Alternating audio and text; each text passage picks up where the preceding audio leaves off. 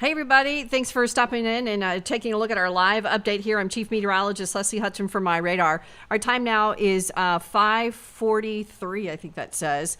And we're giving you an update, of course, on what's been going on. And there is a newly formed, finally, potential tropical cyclone number 3, a very long name for what will likely become Claudette in the next 24 hours or so. The reason why we decided to go ahead and do this live update is, one, the National Hurricane Center, as of 5 o'clock, started issuing the advisories, but two, the landfall is going to be in less than 48 hours. So people that are not aware of what's going on in the Gulf of Mexico should be, and even tropical storms require preparation from everybody that's going to be in its potential path. So let's get you updated with what's going on here, and we'll try and be as painless as possible if you want to get the down and dirty here and as quickly as possible as well. So we'll begin with a look at the My Radar app. I have the hurricane tracker layer turned on.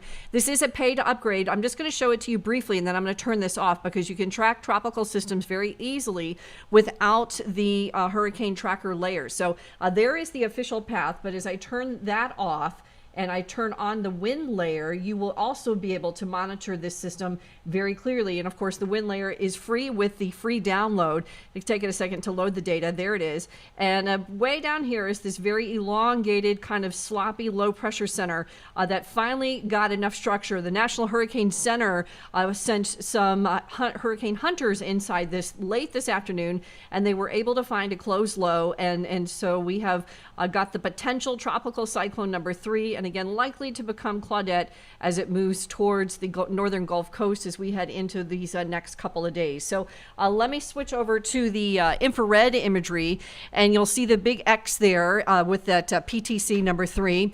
And you can see a lot of thunderstorms that are blowing up to the east of this. There's been a lot of weather across the state of Florida and across the southeast the last couple of days, thanks to that tropical influx that's been moving the upper level wind pattern, been kind of moving those storms well to the east of the center. And that's also keeping this system from organizing more. If we saw those thunderstorms closer together to the center of that low, we would likely see some strengthening. But of course, that has not been the case, which is good news.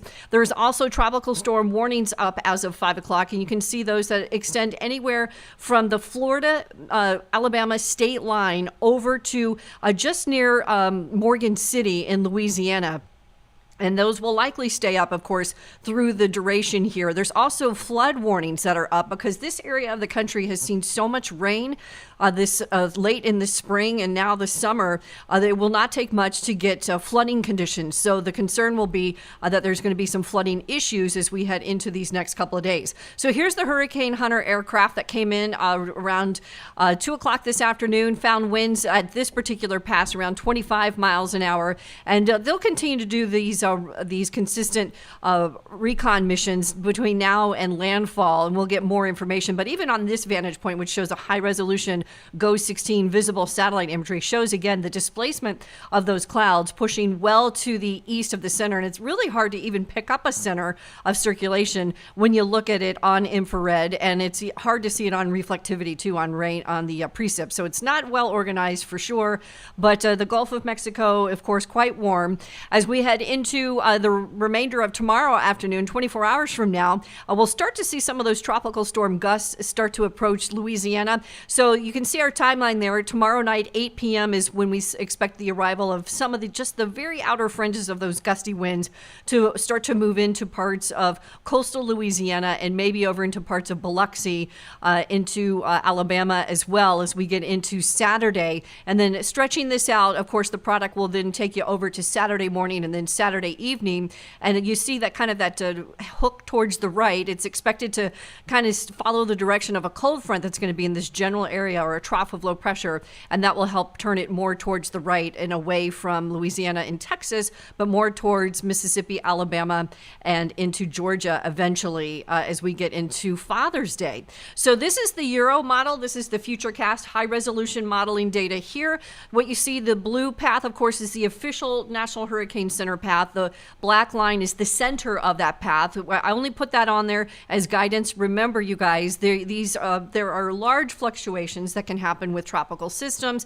So you really want to focus on that blue path, and that is the highest designation, if you will, of where we'll see the potential landfall as we head into tomorrow, into Saturday rather. So there's the high resolution data, and let me scrub that because I'm going to back up that timeline because I thought I had some pause points in there, but I must have taken them out by accident. So I'm going to do this again.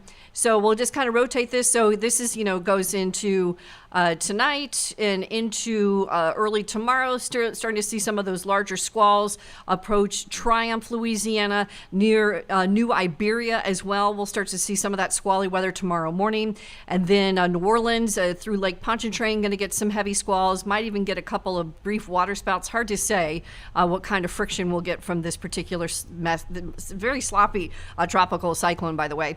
But anyway, as we head through tomorrow, you can start to see some of those squalls again moving through the Florida Panhandle, southern Alabama, southern Georgia. And then as we head into probably early Saturday morning, what would be an official landfall, if you will, of this area of low pressure, which could be Tropical Storm Claudette. That is what the official path is from the Hurricane Center. Is still impacting a big chunk of Louisiana, southeastern Louisiana, moving up into parts of southern Mississippi and southern Alabama. And then as I pull this out again, moving off towards the right.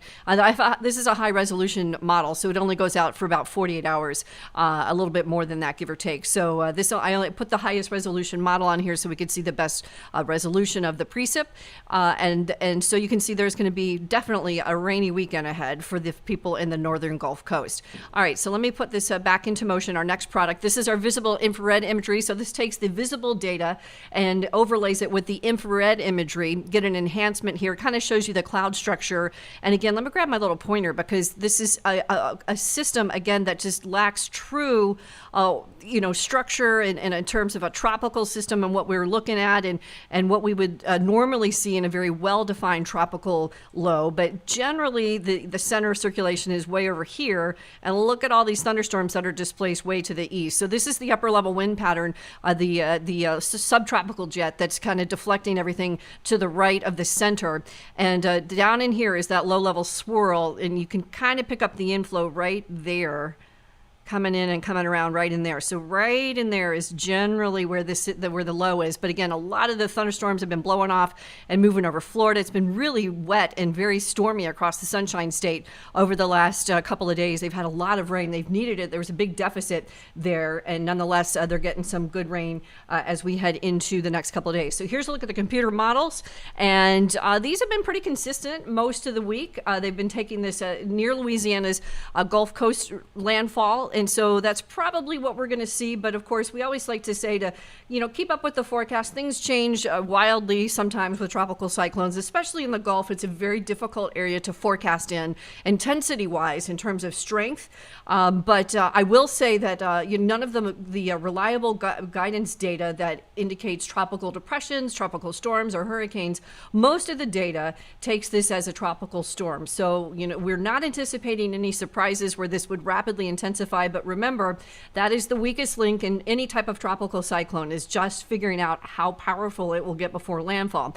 However, the fact that this is climatologically not a favored area for tropical development because the winds in the Gulf of Mexico, the jet stream pattern is not favorable for development, and we already seen that this is not a classically structured system.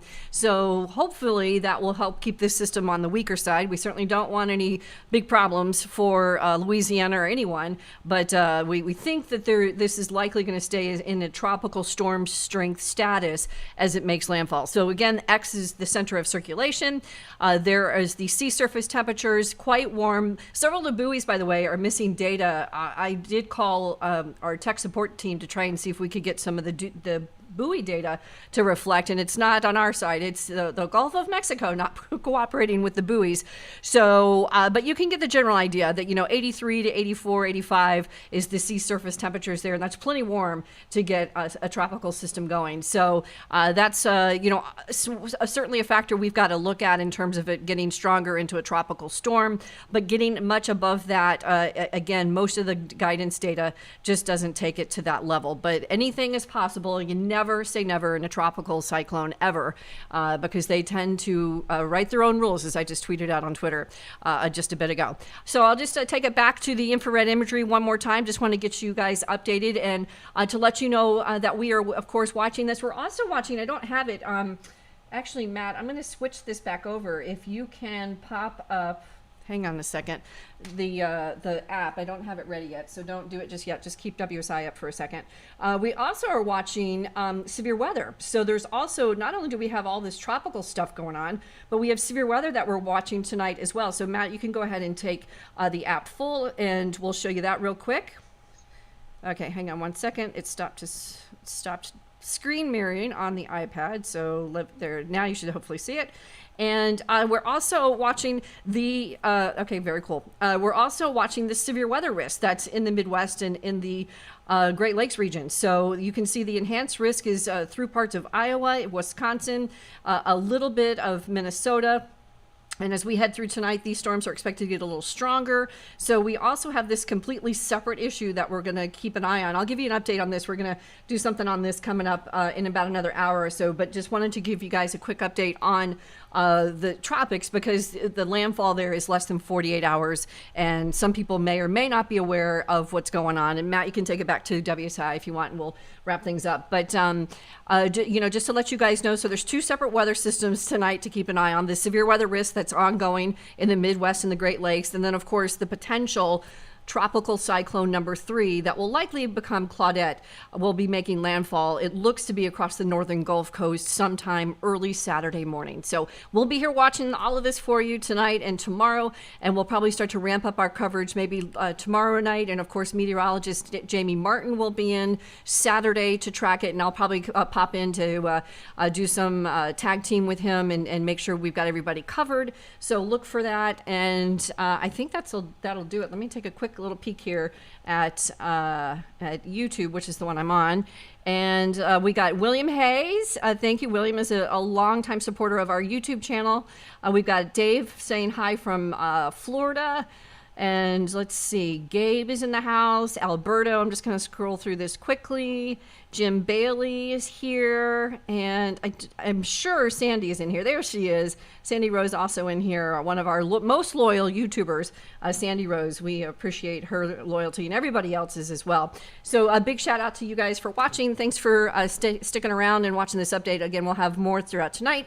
And also the severe weather risk, completely separate. We'll keep you updated on that as well. For now, I'm Chief Meteorologist Leslie Hudson in the My Radar studios. Have a great night, you guys.